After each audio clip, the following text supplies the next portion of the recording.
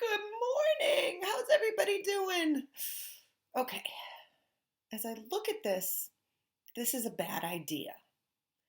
If I'm going to be ready to teach and you're going to be ready to learn, the first thing you should do and the best thing you should do is probably take a shower. Get dressed. Get out of your pajamas. Find a nice place to work that's quiet and maybe have something to eat so we're not snacking and eating while we're going. And then let's come back. All right, so pause this. We're all going to take a shower and get out of our pajamas. Step one. See you in a minute. Okay, so I'm back, and boy, do I feel better. I hope you do too. I hope you showered. If you didn't, pause me. Go do it. I was serious. We all need to be ready to go. And it also helps, like I said, if you have a good workspace. So yesterday, this is my sun porch. I don't know if you can kind of see it. So it did not look like this yesterday. It had a bunch of cobwebs, a bunch of small appliances like crock pots and things that I would just kind of store out here because it's cold in the winter. It's not heated. So, I figured I'd clean it out, a lot of cobwebs, and use this as my place to be with you. It's bright, there's a lot of sunshine. I think that will make me feel better, and hopefully it'll make you feel better too. So if you don't have a nice place to work, maybe try to make one somewhere in your house. It's a good time to clean your bedrooms, and if you have a desk or a surface in your room, you can put a Chromebook on and work. That would be a great idea too. So here's what we're going to do and how this is going to look. And this is changing. I don't have an exact plan. I'm going to kind of get some feedback from you and change as we go. But what I will do every day is put a video up of me going through and reading Where the Red Fern Grows with you. So here's my teacher copy of Where the Red Fern Grows. There is a PDF that I'm going to attach that has the entire story. I think copyright laws are different because it was written in 1961, so this book has been out there. It's a classic, and it can be reproduced. It's kind of bright. Okay. So I think it's a good idea if while I'm, open on this screen, if you want to open up another tab, and this recording should still be playing, and you can open up that PDF and follow along as you read. Just listening is good. I mean, that's listening comprehension, but it does really help for you to, this is going to be difficult. There are my two dogs down there, so they might be a little loud. I'll have to lock them out. It's better if you follow along reading and listening. And that also helps you when you come to words that normally if you were reading on your own, you'd skip. It helps you recognize words. It helps you with spelling, helps you with a whole bunch of different things, just to see the word while I'm reading it. So that's kind of going to be the plan. There are going to be little activities that you can choose to do that I will say, okay, pause now and work on the vocab, and I'll explain those to you as we go. So I do suggest that you do them if you have time. I will say some might be more important to your comprehension of the story than others, but I think it's a good idea.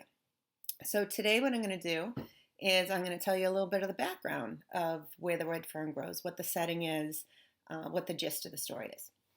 So Where the Red Fern Grows takes place in the 1930s in Oklahoma, in and around the Ozark Mountains. So the Ozark Mountains cover Arkansas, Oklahoma, and I think it's Mississippi.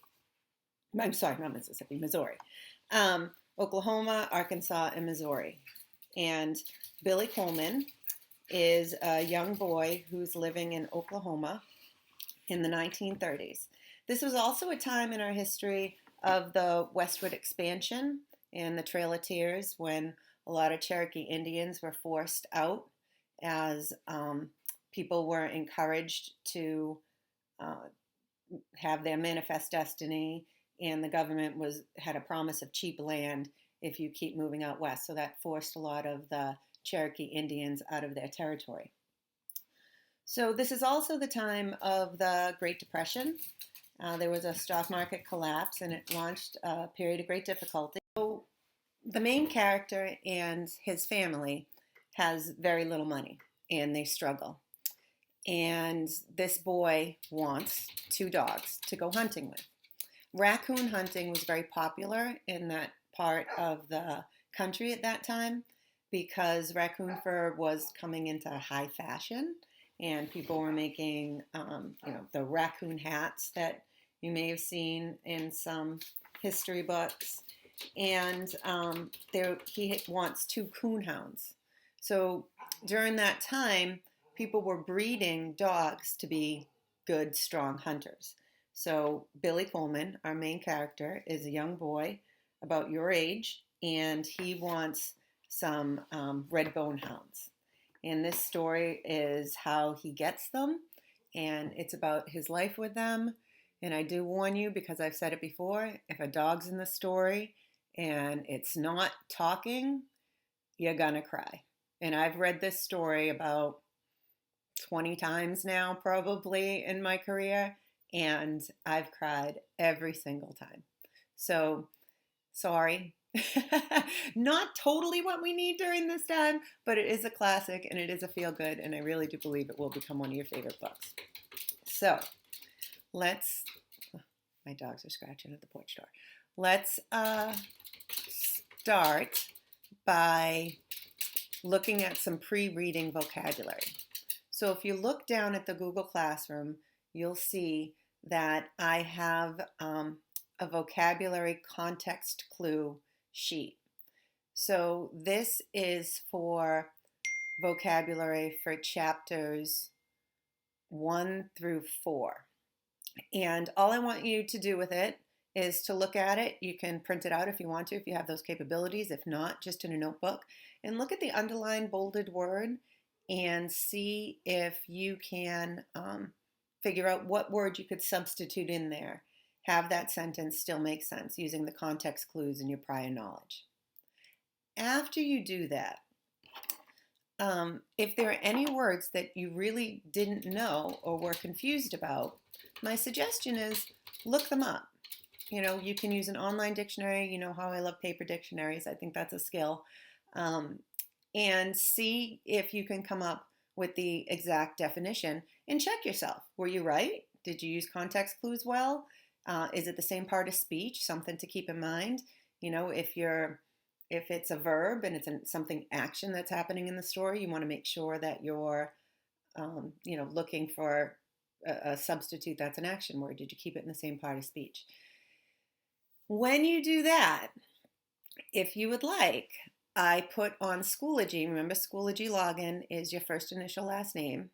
I put on Schoology a matching exercise where you can match the word with its definition. You can take this as many times as you want until you get 100. Grades right now aren't really a thing that we're worried about. It's just making sure that you're staying fresh, that you're practicing the skills we've always learned, and that you have an opportunity to keep growing your mind. And in all honesty, I think it's going to help us all stay a little sane too, because this is a hard time, and keeping busy and keeping active and keeping fresh and having some sort of routine, I think, is going to be really good for all of us. So go ahead and you can pause me now. The beauty of this is I don't have to keep repeating myself. If you have a question saying, what did she say? You could just rewind me. Love this. So I don't have to repeat it. Okay, rewind me if you weren't sure what I was going to say. But I'll say it again anyway, because that's just what I do now. Look at the vocabulary sentences that are directly from the text. Use the context clues. Take an educated guess. Any that you think you didn't know at all, take a moment, look them up. Once you think you know, you can put the definition down on a piece of paper with you if you want, have it open or just, review them. Go in to Schoology, log in.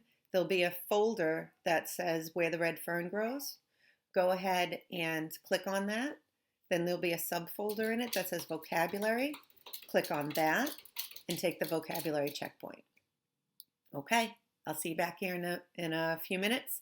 Pause me, do what you need to do, and come back. You're not missing anything. I'll be right here. Do this at your own pace. Okay, so as we're reading the story, there are some discussion questions that go along with it. So I have those discussion questions and I'm going to put them in Schoology. And if you want to write down some answers to them and share them with me, I think that's absolutely wonderful. If you write down just a sentence or two, probably a good idea if you're going to do it in complete sentences, because that's keeping our skills fresh. Maybe some complex compound sentences will be great. And if you submit them, I will give you some feedback. I'll put what a good answer would be underneath it, and let you know what I thought of your answer. So I'm also going to put those questions on a Google Doc, which will be underneath the Red Fern assignment for the day. Here's why. If you want to have those questions in front of you and be looking at them as you read and jotting down a couple of notes for yourself, that's great. Then it's your option if you want to take those notes, go into Schoology and answer the questions with what you wrote and submit it to me. So that's something that we can do as you read. Okay. Once we get through everything, if you want to take a checkpoint assessment, that's multiple choice that mirrors those questions, that will be in Schoology too. So let's not get ahead of ourselves. What I'm going to suggest to you is open up underneath where the PDF is and where today's assignment and where you found this video was on Google Classroom, where it says discussion questions, chapters 1 through 4.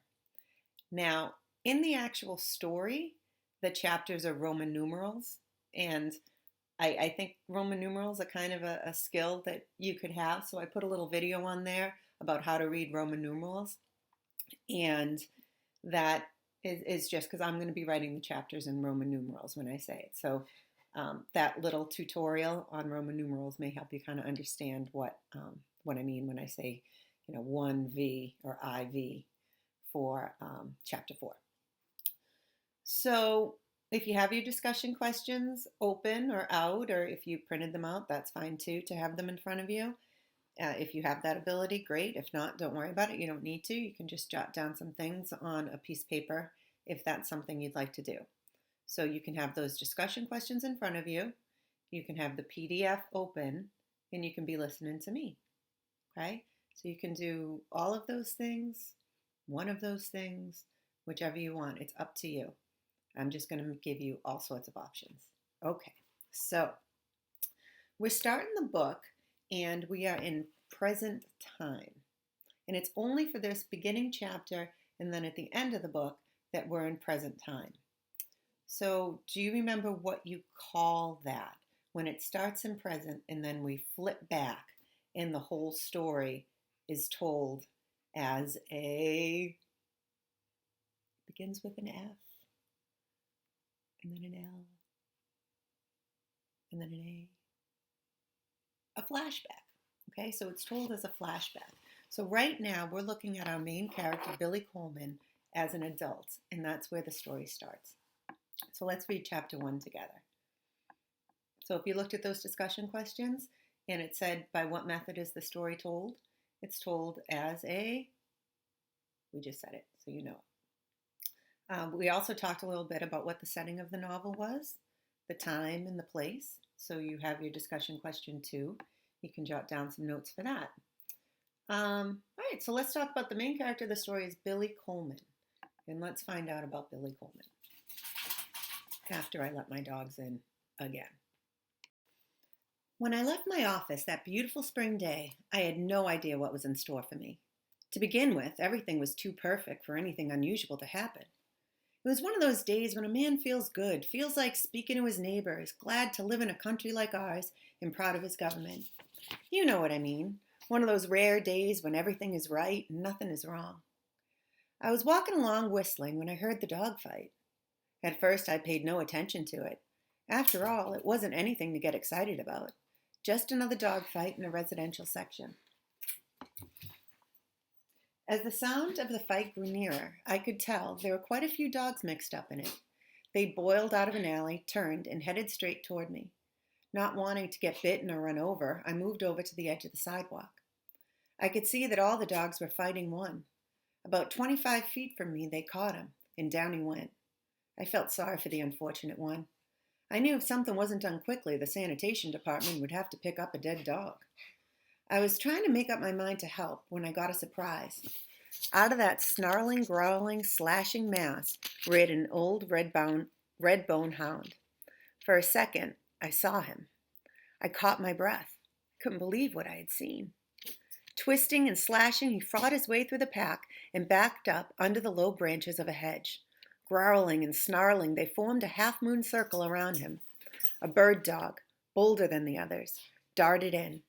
The hedge shook as he tangled with the hound. He came out so fast that he fell over backwards. I saw that his right ear was split wide open. It was too much for him, and he took off down the street, squalling like a scalded cat. A big, ugly cur tried his luck. He didn't get off so easy. He came out with his left shoulder laid open to the bone. He sat down on his rear and let the world know that he had been hurt.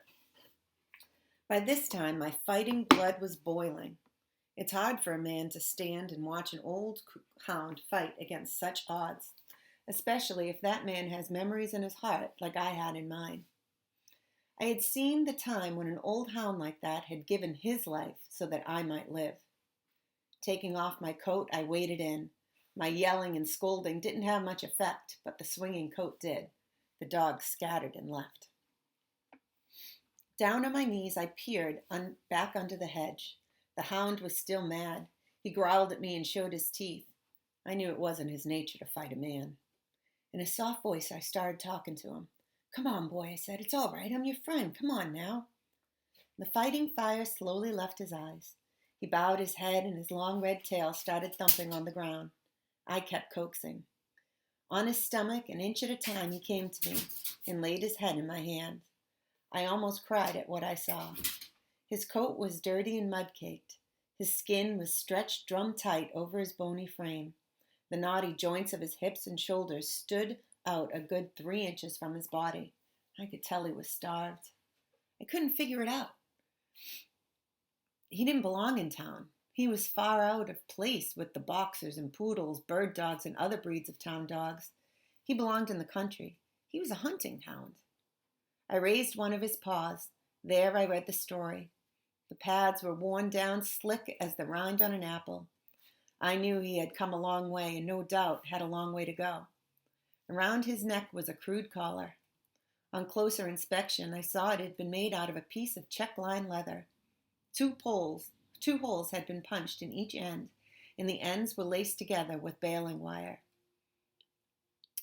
As I turned the collar with my finger, I saw something else. There, scratched deep in the tough leather, was the name Buddy. I guessed that the crude scribbly letters had probably been written by a little boy. It's strange indeed how memories can lie dormant in a man's mind for so many years, yet those memories can be awakened and brought forth fresh and new, just by something you've seen or something you've heard or the sight of an old familiar face. What I saw in the warm gray eyes of the friendly old hound brought back wonderful memories. To show my gratitude, I took hold of his collar and said, "Come on, boy, let's go home and get something to eat." He seemed to understand that he had found a friend. He came willingly. I gave him a bath and rubbed all the soreness from his muscles. He drank quarts of warm milk and ate all the meat I had in the house. I hurried down to the store and bought more. He ate until he was satisfied. Sorry, those are my dogs playing with each other. I'll get them in the other room. Give me 1 second. He slept all that night and most of the next day. Late in the afternoon, he grew restless. I told him I understood, and as soon as it was dark, he could be on his way. I figured he had a much better chance if he left town at night. That evening, a little after sundown, I opened the back gate. He walked out, stopped, turned around, and looked at me. He thanked me by wagging his tail.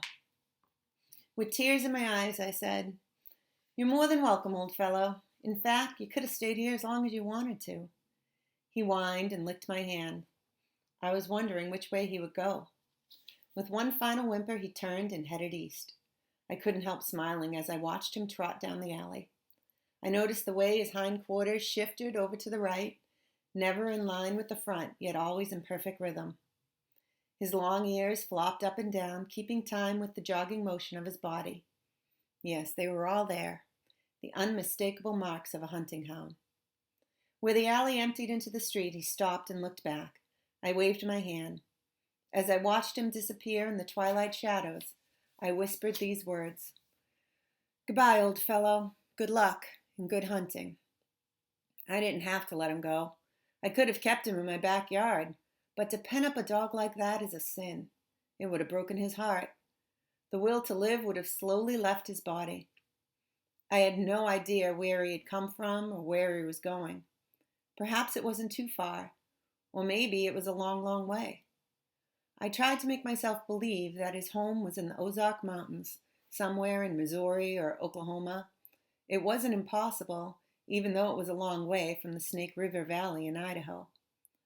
I figured something drastic must have happened in his life, as it is very unusual for a hound to be traveling all alone. Perhaps he had been stolen, or maybe he had been sold for some much-needed money. Whatever it was that had interrupted his life, he was trying to straighten it out. He was going home to the master he loved, and with the help of God, he would make it. To him, it made no difference how long the road or how rough or rocky. His old red feet would keep jogging along, on and on, mile after mile. There would be no crying or giving up. When his feet grew tired and weary, he would curl up in the weeds and rest. Water from a rain puddle or a mountain stream would quench his thirst and cool his hot, dry mouth. Food found along the highway or the offerings from a friendly hand would ease the pangs of hunger. Through the rains, the snows, or the desert heat, he would jog along, never looking back. Some morning he would be found curled up on the front porch. The long journey would be over. He would be home. There would be a lot of tail wagging and a few whimpering cries. His warm, moist tongue would caress the hand of his master. All would be forgiven. Once again the lights would shine in his dog's world. His heart would be happy. After my friend had disappeared in the darkness, I stood and stared at the empty alley. A strange feeling came over me. At first I thought I was lonely or sad, but I realized that that wasn't it at all. The feeling was a wonderful one. Although the old hound had no way of knowing it, he'd stirred memories, and what priceless treasures they were. Memories of my boyhood days, an old KC baking powder can, and 2 little red hounds. Memories of a wonderful love, unselfish devotion, and death in its saddest form. As I turned to enter my yard and I started to lock the gate, and then I thought, no, I'll leave it open. He might come back. I was about halfway to the house when a cool breeze drifted down from the rugged Tatons. It had a bite in it, and goose pimples jumped out on my skin. I stopped at the woodshed and picked up several sticks of wood. I didn't turn any lights on entering the house. The dark, quiet atmosphere was a perfect setting for the mood I was in. I built a fire in the fireplace and pulled up my favorite rocker. As I sat there in silence, the fire grew larger. It crackled and popped. Firelight shadows began to shimmer and dance around the room. The warm, comfortable heat felt good. I struck a match to light my pipe. As I did, 2 beautiful cups gleamed from the mantel. I held the match up so I could get a better look. There they were, sitting side by side. One was large, with long, upright handles that stood out like wings on a mourning dove. The highly polished surface gleamed and glistened with a golden sheen.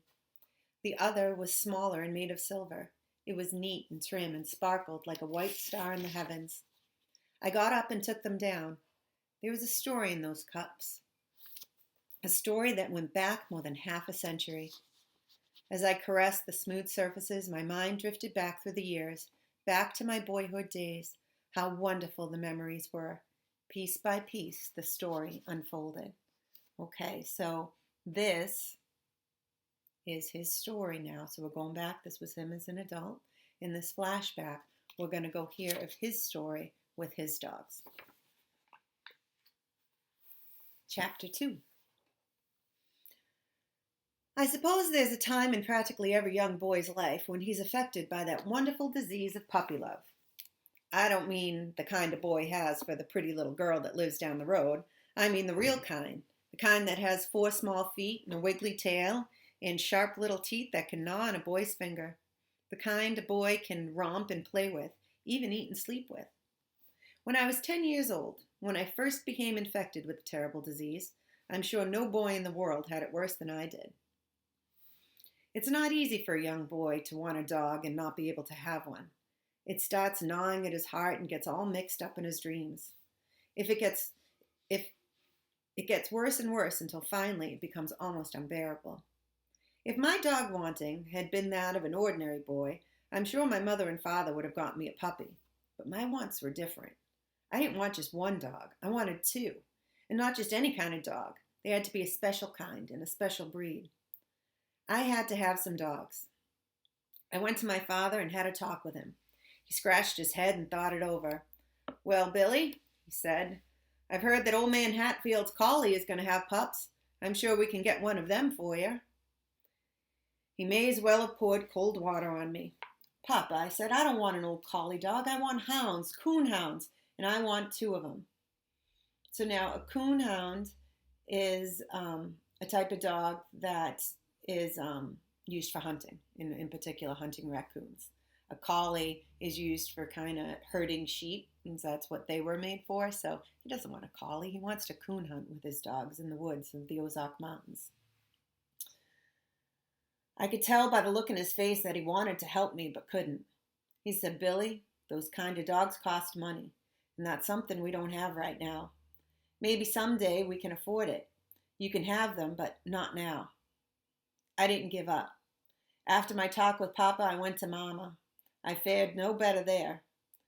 Right off, she said, I was too young to be hunting with hounds. Besides, a hunter needed a gun, and that was one thing I couldn't have, not until I was 21 anyway. I couldn't understand it.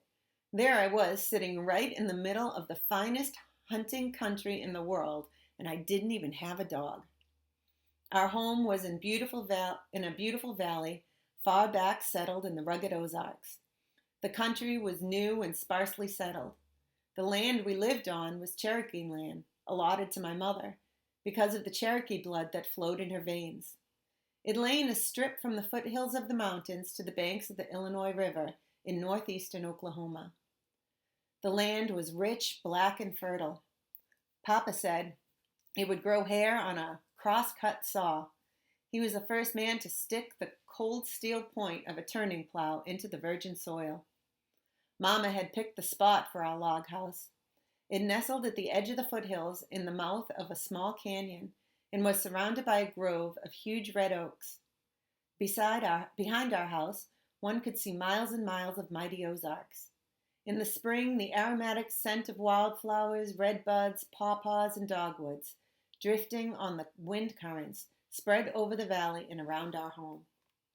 Below our fields, twisting and winding, were in the clear blue waters of the Illinois River.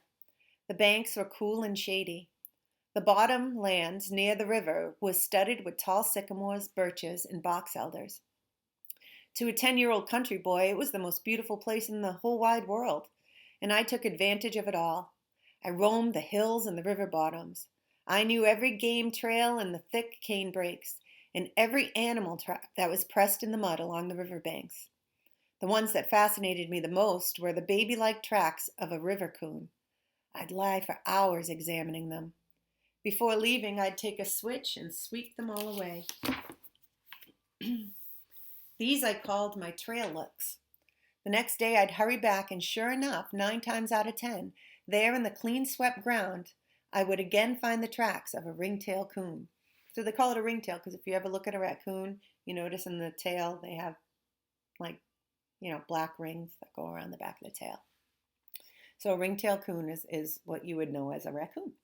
which you know are very smart because they can get into any bit of trash. And I'm sure if we were in class, I'd say, anybody ever have a raccoon in their yard or see a raccoon getting into their trash?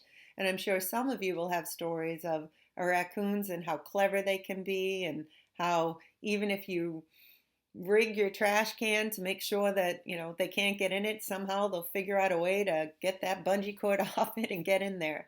So raccoons are really smart, which does make hunting them a challenge for people who used to do that. And it's not common anymore.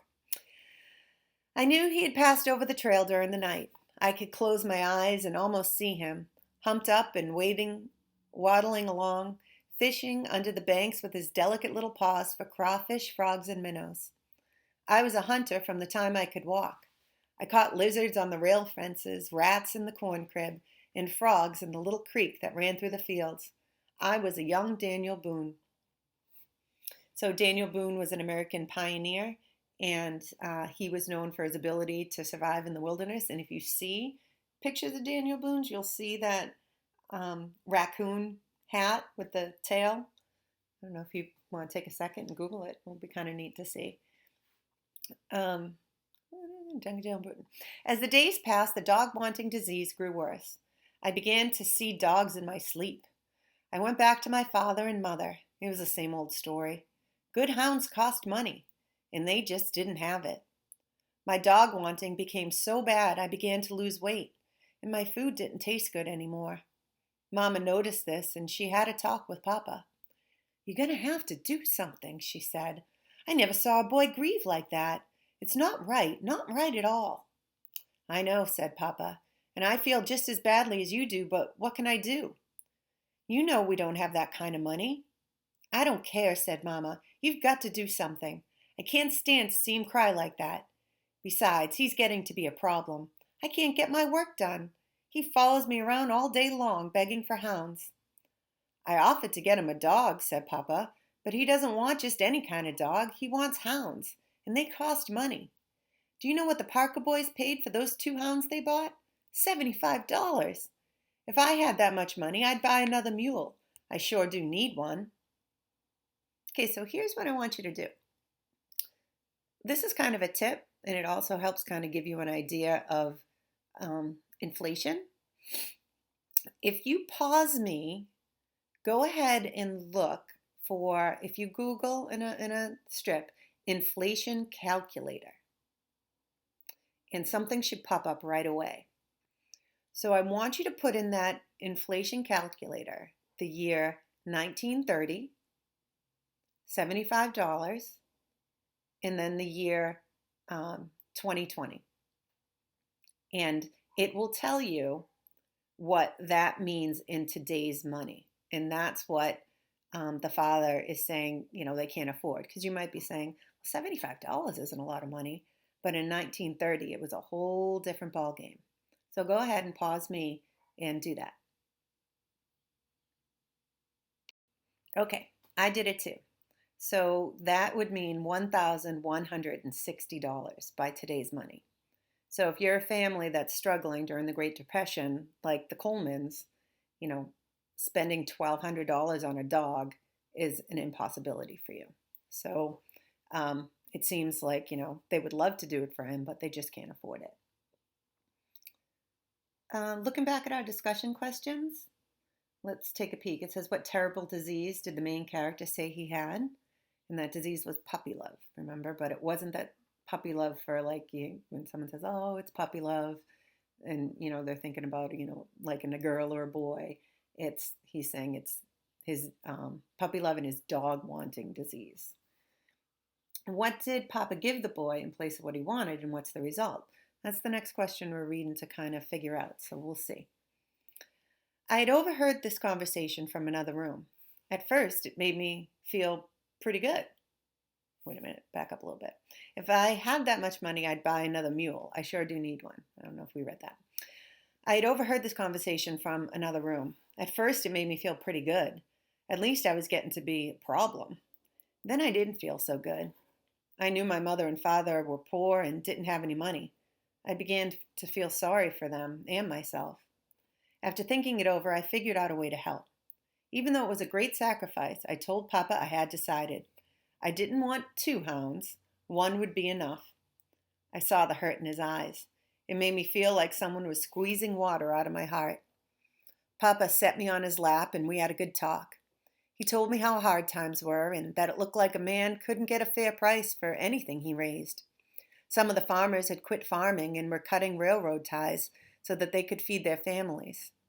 If things didn't get better, that's what he'd have to do. He said he'd give anything if he could get some good coonhounds for me, but there didn't seem to be any way he could right then. I went off to bed with my heart all torn up in little pieces, and I cried myself to sleep. The next day, Papa had to go to the store. Late that evening, I saw him coming back. As fast as I could, I ran to meet him, expecting a sack of candy. Instead, he handed me 3 small steel traps. If Santa Claus himself had come down out of the mountains, reindeer and all, I would not have been more pleased. I jumped up and down and cried a whole bucket full of tears. I hugged him and told him what a wonderful papa he was. He showed me how to set them by mashing the spring down with my foot and how to work the trigger. I took them to bed with me that night. The next morning, I started trapping around the barn. The first thing I caught was Sammy, our house cat. If this didn't cause a commotion, poor cat. I didn't intend to catch him. I was trying to catch a rat, but somehow he came nosing around and got in my trap. My sister started bawling and yelling for Mama. She came running, wanting to know what in the world was going on. None of us had to tell her. Sammy told her with his spitting and squalling. He was mad. He couldn't understand what that thing that was biting his foot, and he was making an awful fuss about it. His tail was as big as a wet corncob, and every hair on his small body was sticking straight up. He spit and yowled and dared anyone to get close to him. My sisters yelled their fool heads off, all the time saying, "Poor Sammy, poor Sammy." Mama shushed them up and told me to get the forked stick from under the clothesline. I ran and got it. Mama was the best helper a boy ever had. She put the forked end over Sammy's neck and pinned him to the ground. It wasn't bad enough for the trap to be biting his foot, but to have his neck pinned down that way was too much. He threw a fit. I never heard such a racket in all my life. It wasn't long until everything on the place was all spooked up.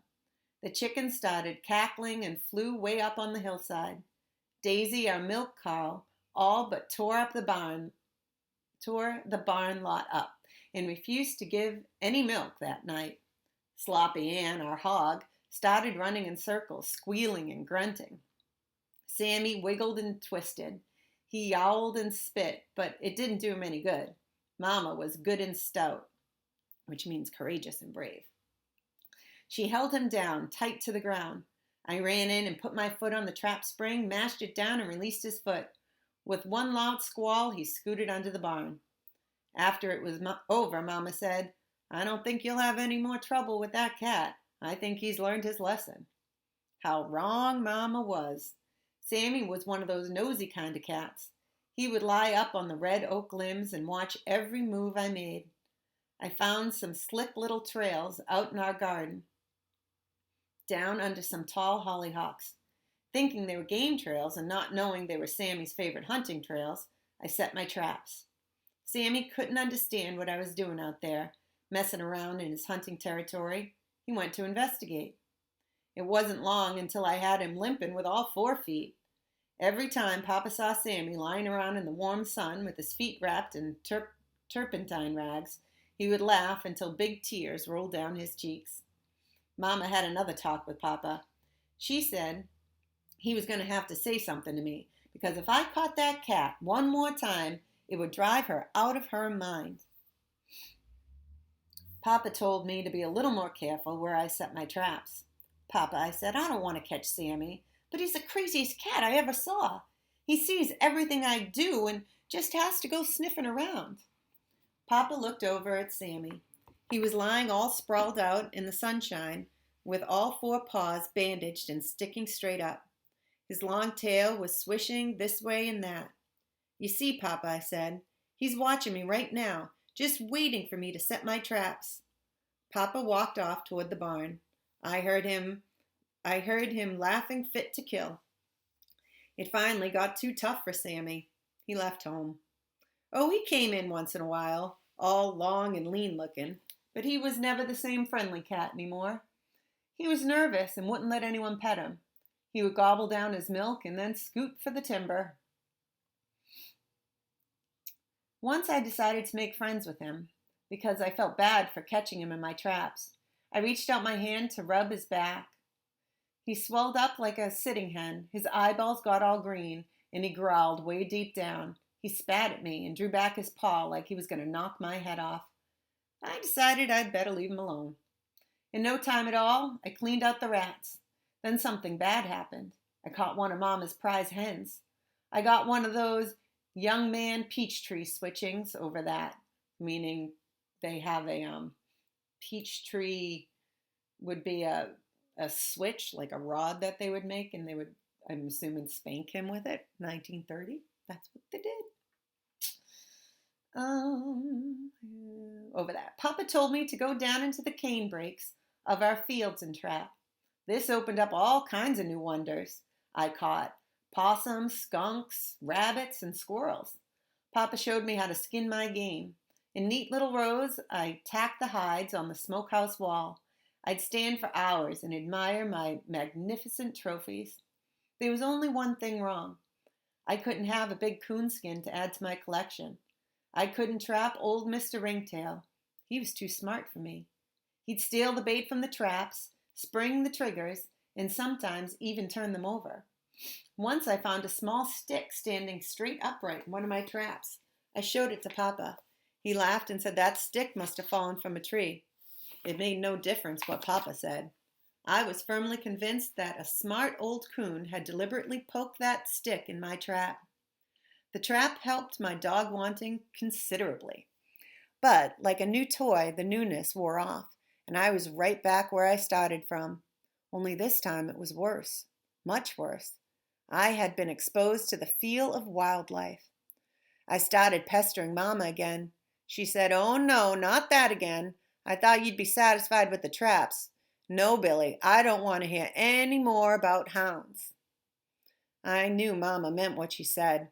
This broke my heart. I decided I'd leave home. I sneaked out a quart jar of peaches, some cold cornbread, and a few onions, and I started up the hollow back of our house. I had it all figured out. I'd go away off into some big town, get 100 dogs, and bring them all back with me. I made it right until I heard a timber wolf howl. This stopped my home leaving. So a timber wolf is a large gray wolf that hunts in packs. In the Ozark Mountains, I imagine as a young boy, you don't want to bump into them by yourself. When the hunting season opened that fall, something happened that was almost more than I could stand. I was lying in bed one night trying to figure out a way I could get some dogs when I heard the deep baying of a coonhound. I got up and opened my window. It came again. The deep voice rang loud and clear in the frosty night. Now and then I could hear the hunter whooping to him. So I think a whooping, I would imagine, would be like a whoo, whoo, go get him, guys, go get him, boy, woo, woo. That would make the coon dogs run and chase after the raccoons. The hound hunted all night. He quit when the roosters started crowing at daybreak.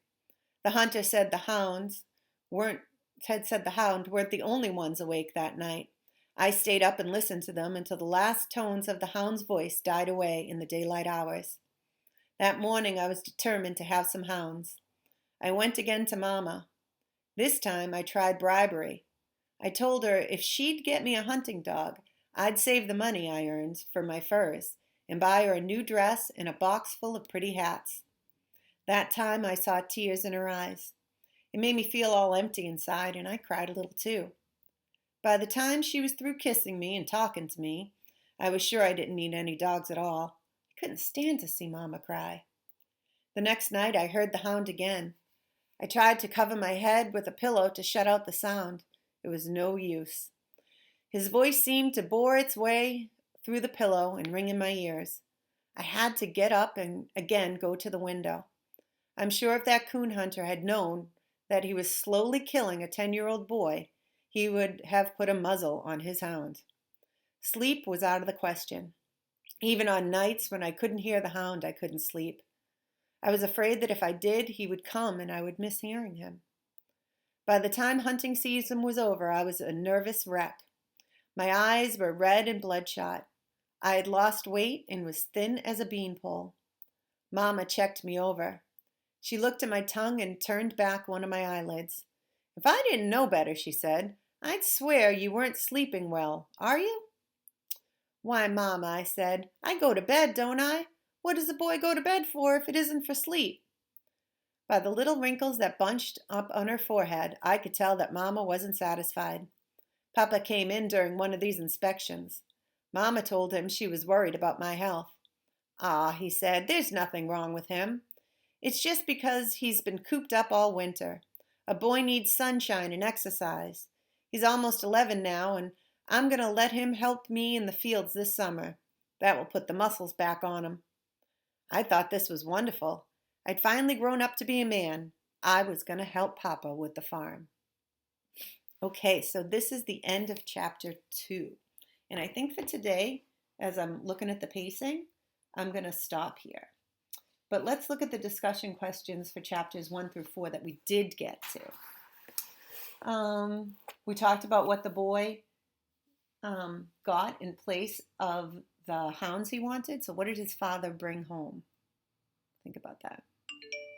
You can go back and listen to the last 5 minutes if you're not sure. And then we'll stop at number 6 for today because these are all for chapters 1 and 2. And why couldn't the boy have what he wanted? So think about it. It wasn't that they couldn't or they didn't want to give it to him. It was that they couldn't what? All right, so I'll let you think about that. If you want to go on Schoology and just start working on those first 6 questions, there are 10 on there for chapters 1 through 4. So just, it will automatically save when you get out. You can go back in and out of those questions as many times as you want. And tomorrow we will finish reading chapters 3 and 4, and you can finish them up. And then you can take the checkpoint multiple choice if you want to see how you're doing and give yourself a comprehension check. But we'll worry about that tomorrow. So for today, we read a couple of chapters. We did some vocabulary work. If you chose to do that, I think that's great. If you didn't, I understand. Hopefully you just read along with me. That would be the best thing you could do for yourself today. After that, if you wanted to write out some of your discussion questions, you can put those in Schoology. And when you submit it, I'll give you some feedback on them. All right. I hope you enjoyed this as much as I did. It feels really good to be connecting to you in some way. And I just really miss you guys a lot. And I'm really happy we have the ability to do this. I feel really blessed. So keep in touch. If there's anything you need or anything any of your families need, please feel free to email me and we can try to help you out. All right. Take care. Have a wonderful night and be nice to everybody in your house. Bye.